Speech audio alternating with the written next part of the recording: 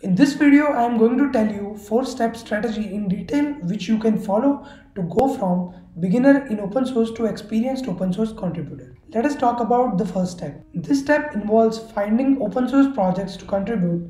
Finding project doesn't mean a simple Google search. The procedure you should follow is you need to create a comprehensive list of projects from GitHub. I would recommend that this list should have something around 10 to 12 projects listed. Now find answers of these 3 questions for all these projects. Which technology stack project uses internally?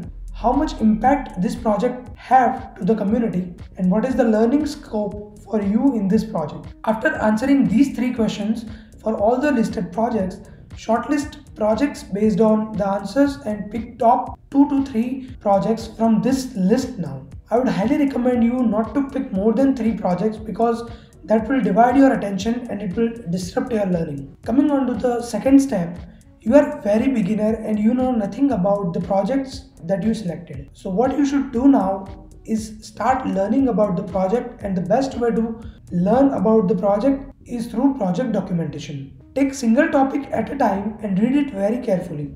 It can happen that you are reading about something and you are not able to understand from the documentation.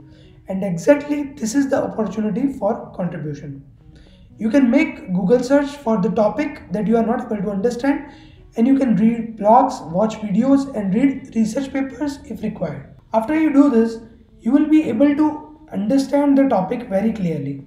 Now come back to the documentation and analyze which things are not mentioned in the documentation of the topic, and that is why beginners may not be able to understand it. Now you can contribute to those points to the project documentation, and this will be very easy since writing documentation mostly doesn't require you to have knowledge about internal functioning or code. So in this step, you will create your first pull request to the project. Coming on to the third step, now you know the essential aspects of complete project or the part of the project. So your focus should be to learn internal functionality now. The best way to learn how internally project works is to contribute to test cases in the project. Test cases are used to validate functionalities of the project. While contributing to test cases, you will add new test cases or you will improve existing test cases. The best thing about this step is that you will look deeper into the project code to decide that which part of the project code is not covered in test cases and requires addition or improvement in test cases. This will enhance your knowledge about the project code, as well as you will also learn how to write scalable code in very big and complex projects. Moreover, you will learn libraries like PyTest, Jest